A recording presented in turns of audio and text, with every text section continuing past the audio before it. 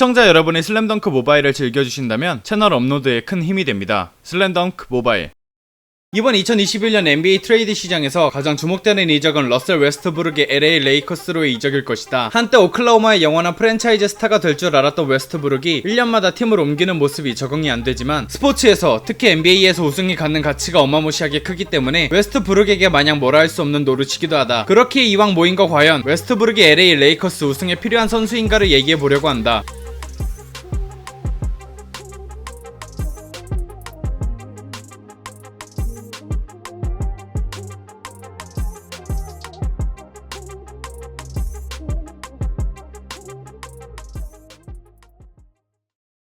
웨스트브룩은 지난 시즌 LA 레이커스에서 가장 결핍되어 있는 역할을 채워줄 수 있는 선수다. 먼저 지난 시즌 레이커스에 대해 얘기해보자. 지난 시즌 레이커스의 문제점으로 다들 3점슛의 부재를 꼽았지만 사실 3점슛 부재가 문제가 되는 이유는 플레이메이커가 르브론을 제외하고 없었기 때문이다. 레이커스의 주된 라인업은 앤서니 데이비스와 드러먼드나 가솔 등의 빅맨 2명을 코트 위에 동시에 세우는 투빅 라인업이었다. 앤서니 데이비스가 외곽슛이 된다고 하더라도 빅맨이라는 점, 그리고 생각보다 26%라는 낮은 3점슛 야투율로 인해 스페이싱이 되지 않는 것은 투빅 라인업 필연적으로 따르는 약점이다. 가장 큰 문제는 이 단점이 아니라 투빅 라인의 장점이 빅맨들을 살릴 수 있는 선수가 르브론 뿐이었다는 것이다. 팀 내의 볼 핸들러는 르브론을 제외하고는 슈루더 뿐이었으며 슈루더는 자신의 공격 위주의 플레이를 하는 선수지 플레이 메이킹에 장점이 있는 선수가 아니었다. 실제로 앤서니 데이비스 득점 중 슈루더의 어시스트 장면을 보았을 때 픽앤롤 상황에서 떠먹여주는 패스는 레이업 2회, 덩크 1회, 엘리웁은 단 1회였으며 대부분의 득점이 앤서니 데이비스가 수비수를 동반한 상태에서 던지는 플로터였다. 정리하자면 르브론을 제외하고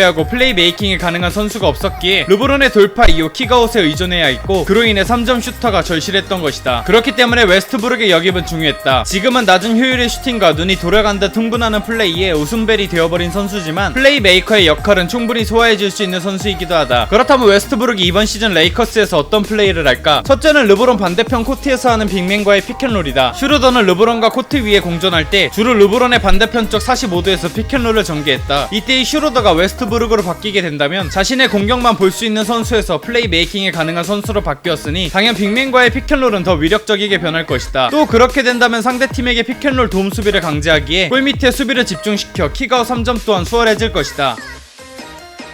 즉 이 플레이를 통해 저번 시즌 레이커스보다 앤서니 데이비스의 롤맨 활용도는 더 높아질 것이며 르브론의 슈팅 또한 더 살릴 수 있다고 본다. 실제로 슈루더의 어시스트로 기록된 르브론의 3점슛 다수는 슈루더가 스크린을 타자마자 주는 패스가 대부분이었으며 돌파의 깊이가 얕은 상태에서 줬기 때문에 수비수를 충분히 끌어들이지 못해 르브론이 수비수를 동반하며 슛을 쏘는 경우가 많았었다. 르브론의 3점 슛은 36%로 결코 나쁜 슛을 가진 선수가 아니다. 지난 시즌 르브론의 캐치앤슛은 경기당 2.1개로 체감하기 쉽게 설명하자면 이는 앤서니 데이비스보다 적은 수치다. 웨스트브룩의 합류로 인해 앞으로 르브론은 더 많은 슛을 가져갈 것이라고 예상된다. 그렇다고 웨스트브룩 혼자 공을 잡지는 않을 것이다. 르브론의 온볼 플레이 또한 위력적이기 때문에 르브론도 공을 잡고 플레이를 할 것이다. 그렇다면 필연적으로 웨스트브룩의 슈팅의 부재, 즉 세깅에 대한 대처가 필요하다. 내 생각엔 아마 웨스트브룩이 노마크 슛보다는 휴스턴 시절 하든과 같이 뛰듯 플레이를 할 것으로 예상된다. 웨스트브룩은 휴스턴 시절 캐치앤골을 주 옵션으로 사용했다. 하든이 노마크 찬스인 웨스트브룩에게 공을 빼주면 잡자마자 속도를 살리며 돌파를 했다. 그러나 이 플레이를 살리려면 웨스트브룩과 로우 포스트에 자리 잡고 있는 빅맨과의 공존 또한 고민해봐야 할 문제다. 로우 포스트에 자리를 잡고 공격을 전개하는 것은 지난 시즌 LA 레이커스에서 르브론과 앤서니 데이비스의 주된 공격 옵션이었다. 문제는 웨스트브룩과 로우 포스트 플레이의 궁합은 좋지 않다는 것이다. 웨스트브룩이 빅맨을 잘 살릴 수 있는 상황은 웨스트브룩과 빅맨 둘 다 림으로 달려가는 상황, 대표적으로 픽앤롤이나 컷인 상황에서는 빅맨을 잘 활용할 수 있으나 골 밑에 서 있는 빅맨을 살리는 플레이는 좋다고 말하기 힘들며 오히려 골 밑에 있는 빅맨이 웨스트브룩 돌파에 장애물이 될 수도 있다.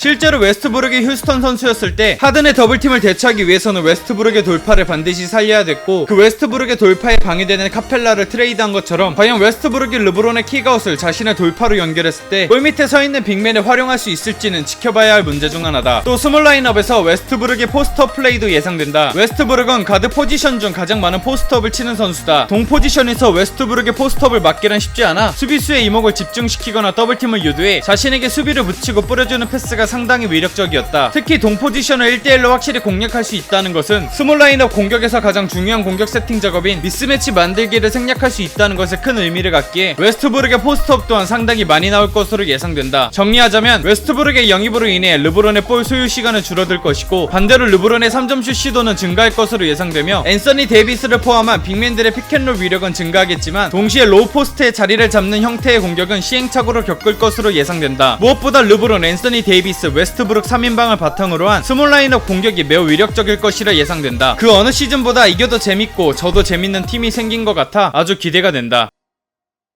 끝!